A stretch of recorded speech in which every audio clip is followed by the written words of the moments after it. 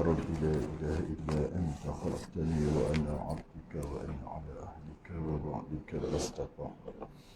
أعوذ بك من شر ما صنعت لك بنعمتك علي وأبوء بذنبي فاغفر لي فإنه لا يغفر الذنوب إلا أنت.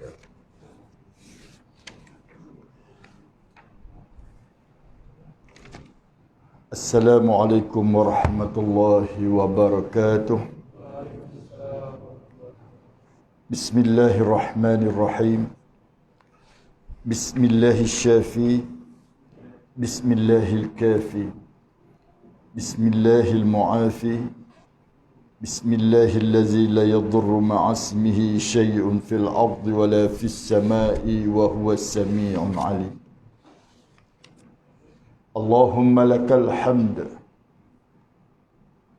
وإليك المشتكي وأنت المستعان ولا حول ولا قوة إلا بالله العلي العظيم. ونستعينك على فساد فينا ونسألك صلاح أمرنا كله برحمتك يا أرحم الراحمين. أما بعد. Yang saya muliakan Tuan Imam, pengerusi dan barisan ahli jawatan kuasa Surau Al-Qassam, dan seterusnya sidang jamaah muslimin muslimat yang dirahmati Allah Subhanahu wa taala.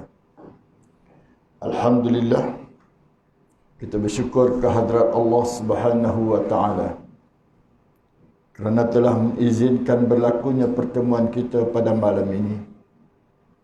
Dan sama-sama kita bermohon kehadrat Ilahi, mudah-mudahan kita semua diberi kekuatan oleh Allah Subhanahu wa taala dan diberi kesihatan yang baik oleh Allah Subhanahu wa taala. Lantaran ketika ini kita melihat penularan wabak coronavirus pada hari ini, kita tengok makin menggusarkan kita sekalian. Kita dok harap mudah-mudahan makin berkurangan, tetapi dia naik turun dan hari ini boleh kata banyak jugalah. Ini yang membimbangkan kita. Justru kita mohon kepada Allah, semoga Allah Ta'ala jauhkan kita, hindarkan kita dan ahli keluarga kita daripada wabak yang berbahaya ini. Alhamdulillah, muslimin dan muslimat yang dirahmati Allah, dalam suasana PKPB ini kita masih diberi kesempatan untuk sama-sama berada di rumah Allah, dan kita masih diberi kelonggaran untuk kita mengadakan majlis-majlis ilmu.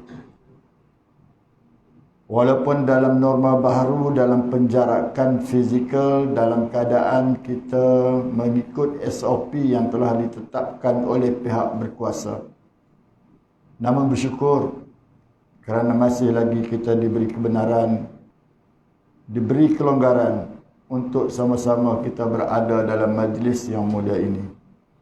Muslimin dan muslimat yang dirahmati Allah, pada hari ini kita buka muka surat 63 daripada kitab kita Al-Wasaya Al-Imaniyah, nasihat-nasihat yang berkaitan dengan keimanan. Baik. Pada minggu yang lalu kita dah jelaskan, pengarang dah maklum kepada kita supaya kita jangan suka bertangguh-tangguh dalam melakukan perkara-perkara kebaikan. Apatah lagi dalam urusan yang berkaitan dengan akhirat kita. Jangan kita bertangguh. Jangan kita mendahulukan dunia. Yakni jangan kita ingat selesaikan kerja dunia dulu, nanti ada masa baru nak buat urusan akhirat kita. Jadi kalau ada dekat kita macam tu, maka kita termasuk dalam kalangan orang-orang yang rugi. Sebab itulah pengarang berkata, berjaga-jagalah anda dari sikap yang tidak bertanggungjawab ini. Sikap apa? Sikap yang lebih mengutamakan dunia. Sibuk cari rezeki, nak tambah pendapatan. Masa mana nak solat, nanti ada masa baru kita solat. Jadi ini satu anggapan yang salah. Satu tindakan yang salah, dan pengarang kitab ini dikata ini tindakan orang yang tidak bertanggungjawab. Moga-moga Allah merahmati kita sekalian. Teguhkan dan lambatkanlah usaha-usaha untuk kepentingan dunia. Hal dunia ni eloklah kita lambat-lambatkan. Kita tangguh-tangguhkan. Dan hendaklah kita bertungkus lumus dan segerakanlah usaha untuk kepentingan akhirat. Ma'asyiral muslimin rahimakumullah. Hukama ada menceritakan ada 4 perkara yang akan merenggut setiap anak Adam. Kita semua akan berhadapan dengan 4 situasi ini. Tak dapat dielak, semua akan alami. Yang pertamanya kata hukama. Kita akan berhadapan dengan saat di mana roh kita akan dicabut oleh malaikat maut. Sama ada kita bersedia atau tidak. Sampai masa yang ditentukan Allah, maka malaikat maut akan datang mengambil nyawa kita. Maka berpisahlah kita ketika itu dengan orang-orang yang kita sayangi. Yang pertama kata hukama, kita akan berhadapan dengan keadaan itu. Bila? Wallahu a'lam. Kita pun tak tahu bila. Sengaja Allah merahsiakan saat kematian kita supaya kita sentiasa bersedia. Supaya kita sentiasa mengambil berat.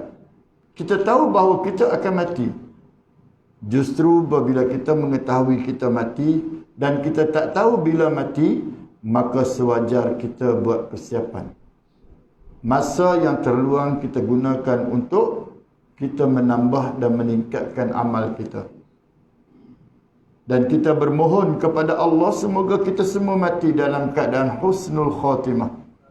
Sebagaimana doa yang kita minta, Allahumma khtim lana bihusnil khatimah wa la takhtim alaina bisu'il khatimah. Ketahuilah tuan-tuan sekalian, di saat mana kita berdoa dengan doa tersebut, setiap kali kita berdoa semoga kita dimatikan dalam husnul khatimah, mati dalam keadaan yang baik, mati dalam keadaan Islam, mati dalam keadaan beriman, maka selama itu juga syaitan akan mengeluh. Dan syaitan berkata, aduh, pok-pok ni dia buat naya kat aku sungguh. Setiap kali kita berdoa supaya Allah Ta'ala matikan kita dalam keadaan mati yang baik, mati dalam Islam, mati dalam iman, syaitan berkata, siapa yang minta macam tu, dia seolah-olah telah mematah-matahkan tulang belakang aku, kata syaitan.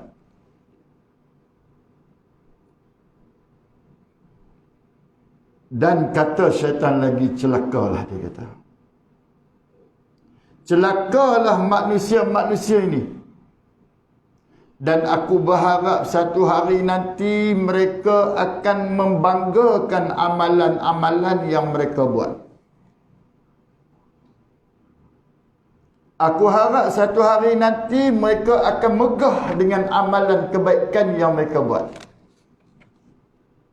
Sebab itu kalau kita melihat syaitan tidak kenal erti putus asa.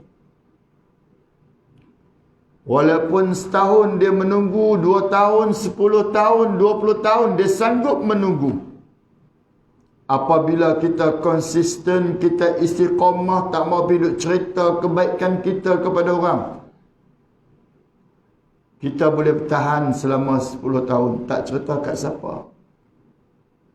Kita buat keluar duit KWSP akaun kedua dulu, kita sumbang beli kapet surau kita. Kat siapa pun kita tak cerita. Orang jemaah pakat heran, siapa yang mai hadiah kapet baru kat surau kita. Dia tak mengaku.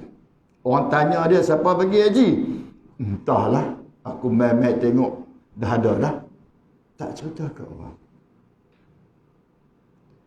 Jadi syaitan dah berjanji bahawasanya dia tak akan berputus asa.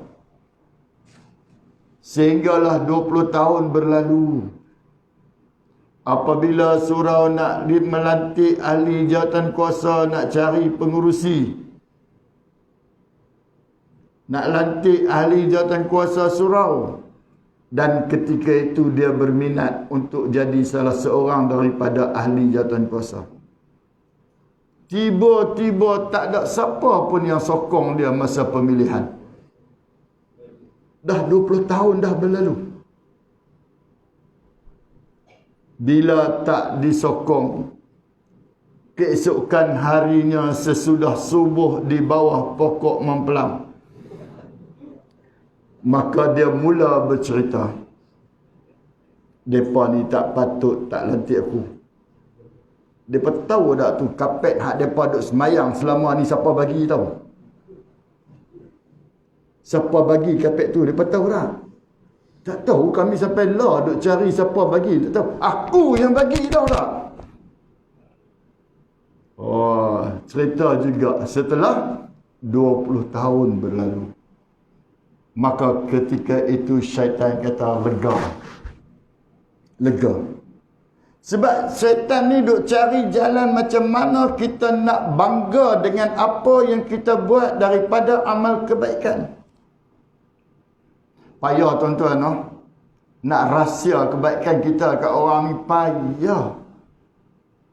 Cakap senang, tapi nak buat susah. Kok mana pun satu hari dia akan pergi duk cerita kat orang kebaikan-kebaikan yang dia buat. Tuan-tuan dirahmati Allah, seandainya orang itu istiqamah, tak menceritakan kebaikan-kebaikan yang pernah dia buat satu ketika dahulu, maka ketika itu syaitan pun berfikir, apakah strategi aku ni telah diketahui oleh umat manusia. Jadi tuan-tuan dirahmati Allah, syaitan ni kita mengaku dia adalah musuh kita. Setiap kali kita baca Yasin malam Jumaat, kita sedia maklum terdapat ayat yang menjelaskan kepada kita bahawa syaitan tu musuh kita.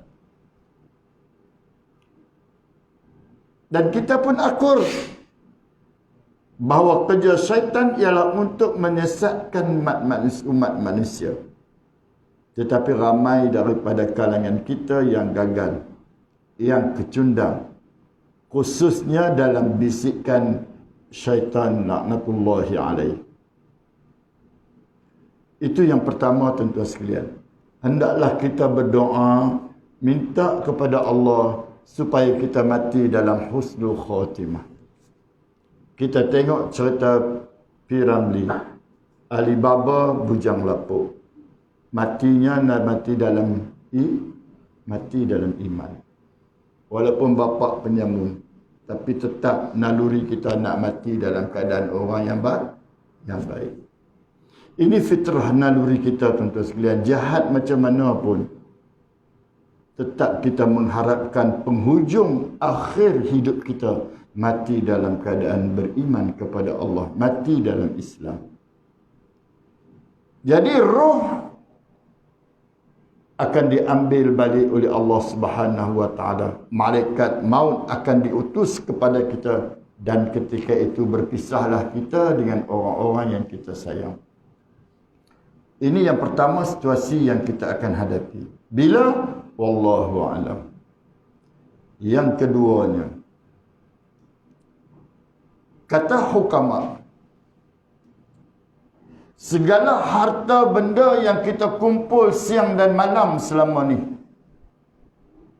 siang kerja, malam kerja, tak tentu masa hujan, panas, ribut, taufan, kita tetap bekerja mengumpulkan harta.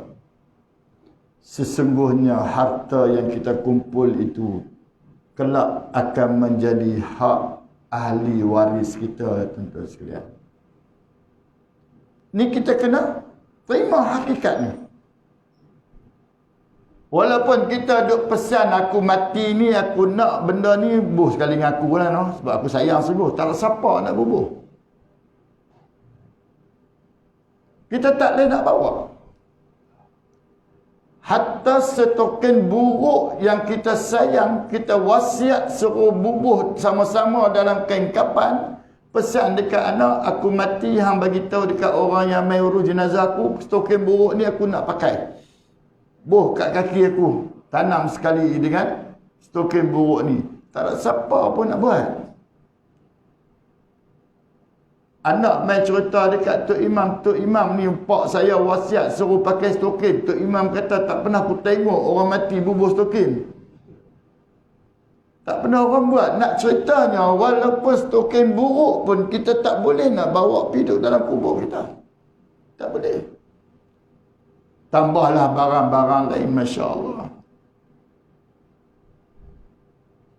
Tinggallah dekat waris-waris kita, tinggal kat isteri kita.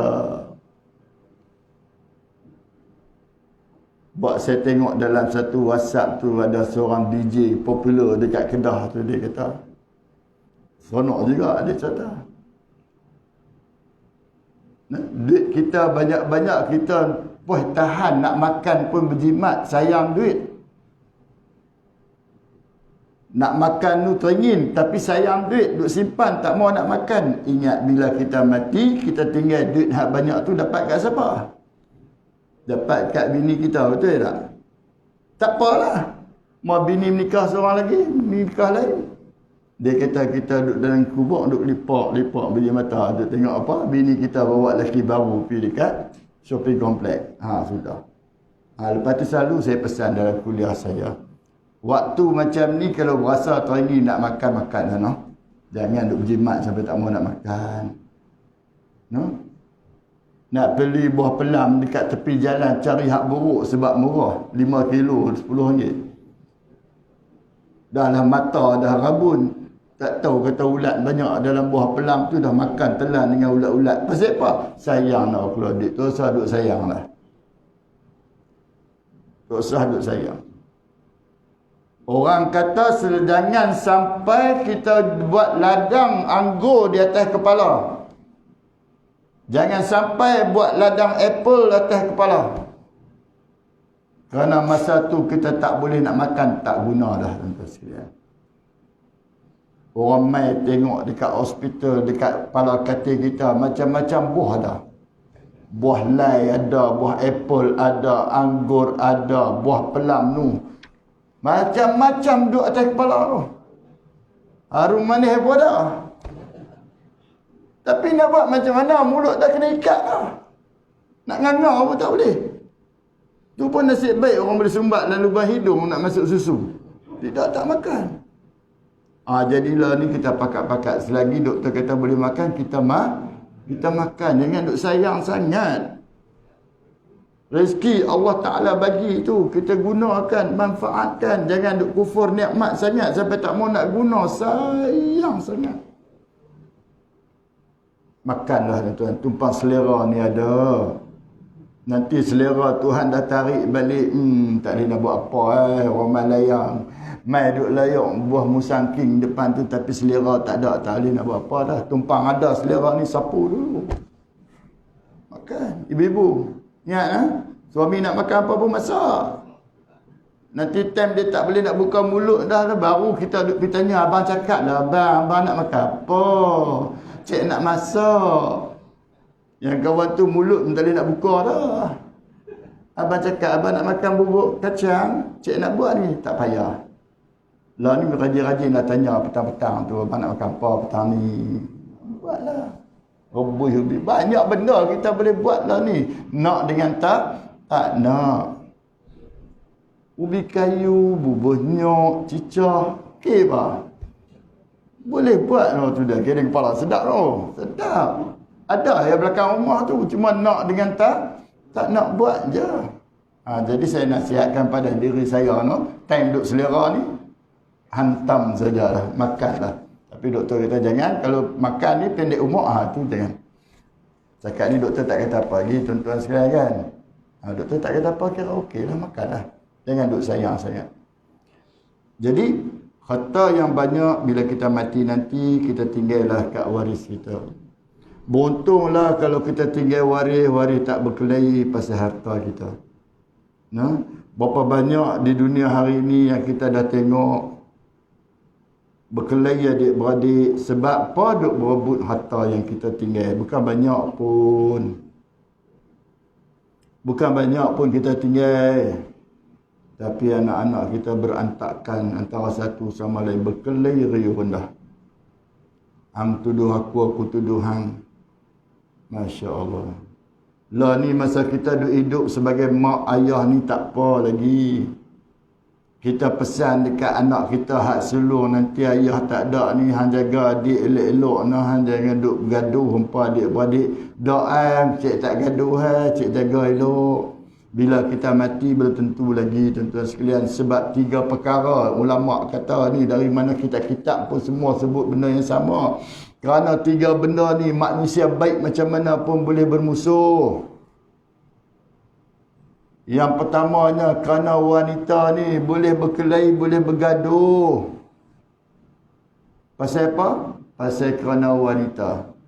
Yang keduanya pasal kerana takhta, kerana nak kuasa, nak pangkat, nak kedudukan. Manusia boleh bergaduh, adik-beradik pun boleh bergaduh.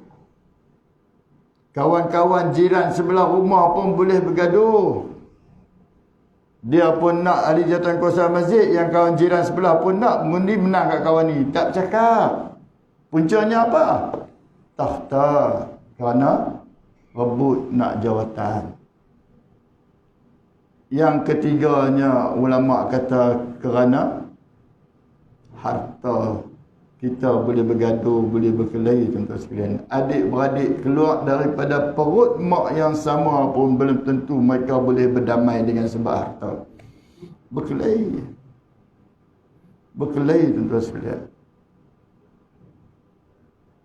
Kak Long tanya pula, tanya Kak Ngah. Kak Ngah, ni arwah mak dulu mati dia pakai rantai kan sebelum tu kan? Ingat tak?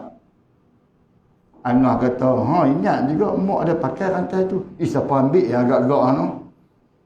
Kau Kak Cik ambil apa? Dah tuduh Kak Cik pula tak sedap mak dia gadai lama dah nak hantar dia pergi sekolah dulu. Dah pakat tuduh kawan ni. Pakat dah tak cakap dengan Kak Cik. Kak Cik aku tahulah Kak Cik hang ambil. Yang Kak Cik tu kata aku tengok pun dah. Rupa-rupanya arwah mak dah jual dah pergi gadai dah. Nak bagi dia besar elok. Dah berkelahi pasal tu juga. Ni banyak berlaku tuan-tuan sekalian. Banyak berlaku. Orang kata apa? Adik-beradik dia semua ustaz-ustaz belakang. Ustaz pun tak ustaz. Kalau dengan harta ni, hilang serban tu. 3 benda ni hilang serban. Dia tak kira hang siapa. Tak, saya nak cakap terus terang dengan 3 benda ni yang buat kita jadi porak-peranda. Dengan harta kelabu mata.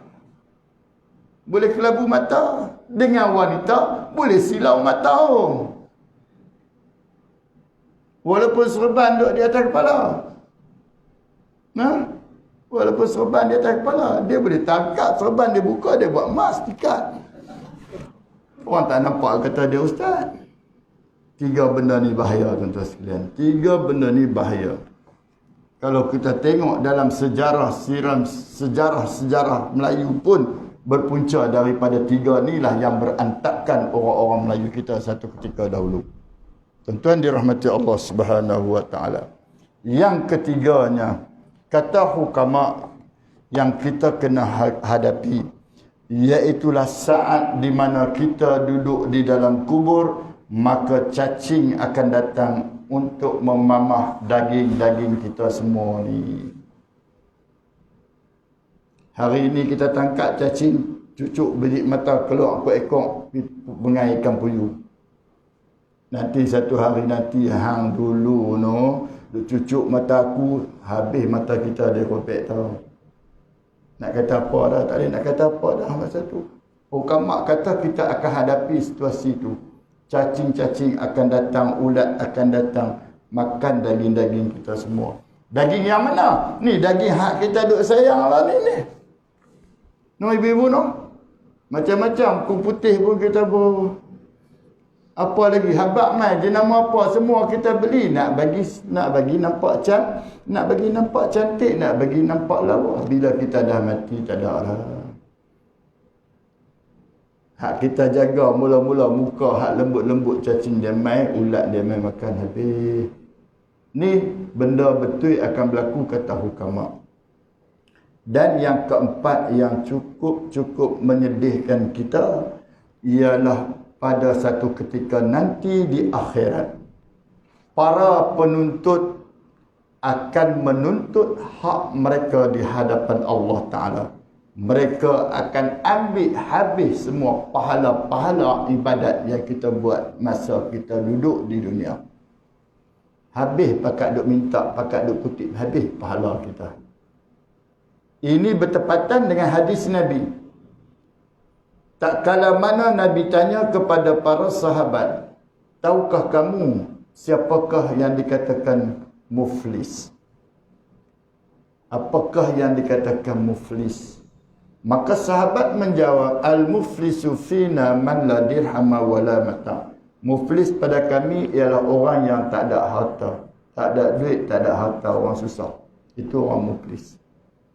Maka Nabi menjawab, orang muflis yang sebenarnya ialah orang yang datang pada hari akhirat nanti, pada hari kiamat, dengan membawa pahala solat dia. Dia bawa pahala puasa dia. Dia bawa pahala zakat dia. Dia bawa pahala amal kebaikan dia semasa dia hidup di dunia. Dia bangga dengan amalan-amalan yang dia buat kerana pahala banyak dia bawa. Tetapi dalam masa yang sama dia lupa dia juga bawa dosa, duk kata kat orang, duk menuduh orang, duk fitnah orang, duk zalimi orang, duk naya orang. Hak tu dia lupa. Maka tak kala mana kita dikumpulkan di hari akhirat, maka datanglah para penuntut menuntut hak mereka. Ya Allah, kami di dunia selalu dizalimi. Kami di dunia selalu dianiayai. Kami di dunia selalu dibuli oleh sekian-sekian orang ni. Maka ketika itu Allah perintahkan pahala solatnya dibagi kepada orang yang buat naya. Dia buat naya tadi di dunia. Habis pahala puasa, tengok pula pahala zakat dia bagi. Akhirnya solat, zakat, puasa yang dia buat di dunia dengan hebat terpaksa dia bagi kepada orang yang dia buat zalim di dunia. Wal'ayazubillah, tuan-tuan sekalian. Kemudian oleh kerana ramai sangat yang menuntut dan pahala yang ada pada kita dah habis, maka Allah perintahkan pula kita untuk mengambil dosa-dosa mereka, terpaksa kita tanggung. Awal mulanya kita nak dimasukkan ke syurga dengan sebab hebatnya amalan kita di dunia, tetapi oleh kerana kita berhutang dengan manusia, yang kita naya, yang kita buat zalim, maka ketika itu kita terpaksa menanggung pula dosa-dosa mereka. Nak bagi pahala kita dah tak ada dah. Tak ada dah. Terpaksalah ambil dosa orang. Akhirnya kita dicampakkan Allah ke dalam neraka. Wal'ayazubillah. Itulah yang dimaksudkan dengan muflis di akhirat. Wal'ayazubillah. Jadi selagi hayat di kandung badan ni, kalau boleh sebelum kita mati, kita selesaikan dengan semua orang. Andainya kita pernah buat zalim dekat dia, maka kita pulangkan hak dia. Minta maaf dekat dia.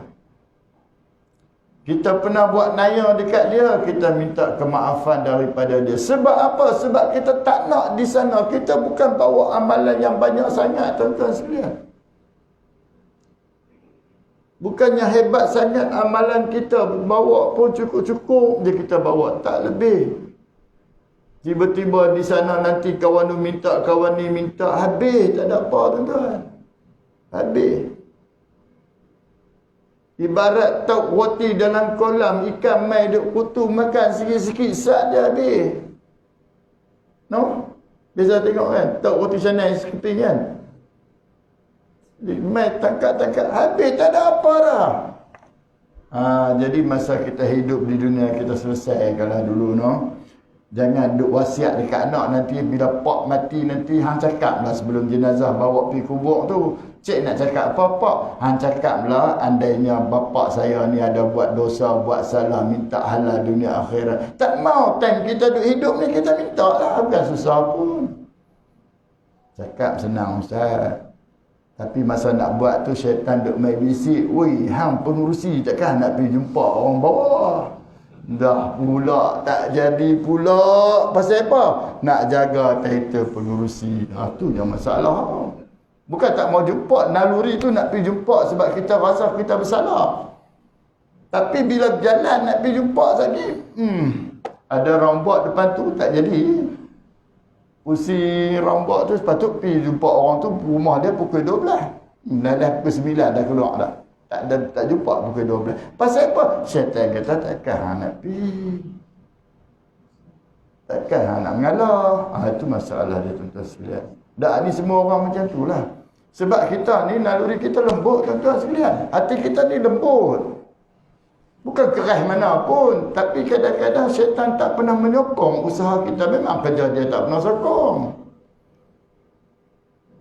Kita duk heran pasal apa orang Yahudi ni tak pernah sokong kita orang Islam. Memanglah daripada dulu lagi Allah Ta'ala dah sebut dah. Orang Yahudi ni tak akan sokong kita, tak akan restu kita, tak akan suka dengan kita hatta tattabi'a millatahum, hingga kita ikut jejak mereka. Dia tak akan setuju. Allah Ta'ala sebut walan tarda ankal yahud walan nasara hatta tattabi'a millatahum. Orang Yahudi Nasrani ni mereka tak akan suka dengan kita. Hai ustaz, depa jumpa kita, depa senyum. Senyum ada makna tu. Depa tak akan setuju dengan kita punya. Tak akan setujulah. Mai baik macam mana pun ada peluang dia ngap kita. Habislah tuan-tuan dirahmati Allah sekalian. Boleh sikit lagi nak? Boleh sikit lagi. Tak apa, saya tak lebih pada waktu Isya, jangan risau. Tak berapa, kesian kat pengurusi duduk keluh kesah tu. Duk tengok jam, tak payah, saya pun tiawai. Tak payah risau lah tuan pengurusi. Tak, kita pakat-pakat jagalah, no. Jangan biar pengurusi je kena jawab. Kita pakat-pakat jaga. Dia suruh mai pakai mask, kita pakailah mask kan. Bukannya susah pun. Lepas tu dia suruh bawa sini, kena bawa ziyadah diri tak? Bawa lah, no. Tapi kalau tak bawa, halau tak? Tak halau kan? Alhamdulillah. Janganlah halau. Dah lah kita ni bukannya rajin je kan. Kena halau tu taubat lahum. Lepas tu tak main dah. Ingat. Jangan main kita sama-sama tua-tua ni. Janganlah halau. Cakap elok-elok dah. Cakap elok-elok. Jangan garang sangat. Sebab tu orang ni cerita dia. Duduk dekat masjid ni kita tak ada garang hari Jawatankuasa ni. Jangan duduk garang sangat. Biar galak sudahlah. Simpan misal naik kata. Kita tak payahlah. Kita merendah diri baru orang suka kat kita. Ni mentang-mentang zaman PKPP tu. Sebelum Jumaat, 15 minit sebelum Jumaat, dia cakap pinggang kat bawah kat depan tu. Buat apa? Orang nak main masuk keluar-keluar tu masuk balik dalam kereta. Takut. Takut. Jadi kita ni buat baiklah. Berhemahlah orang cakap nak. Macam tu.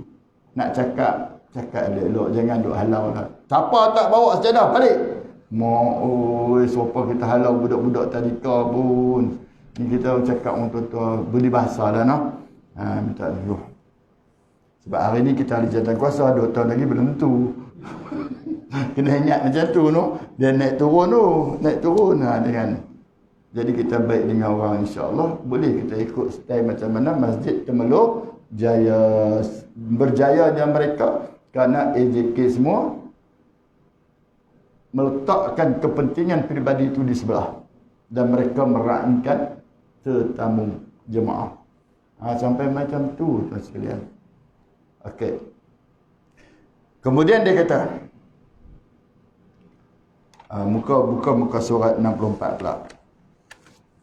Rasulullah sallallahu alaihi wasallam bersabda, "I'mal lidunyaka ka'annaka la tamutu abada, wa'mal li akhiratika ka'annaka mayyitun ghada." Kita baca. Artinya, bekerjalah untuk dunia seolah-olah anda tidak akan mati selama-lamanya. Dan bekerjalah untuk akhirat seolah-olah ajalmu menunggumu esok. Wallahu a'lam bissawab. InsyaAllah kita jumpa lagi pada bulan hadapan. Wa aqulu qawli hadza wassalamualaikum warahmatullahi wabarakatuh. Bismillahirrahmanirrahim. Allahumma anfa'na bima 'allamtana wa 'allimna ma yanfa'una warzuqna 'ilma yanfa'una walhamdulillahi rabbil alamin. Taqabbalallahu minkum.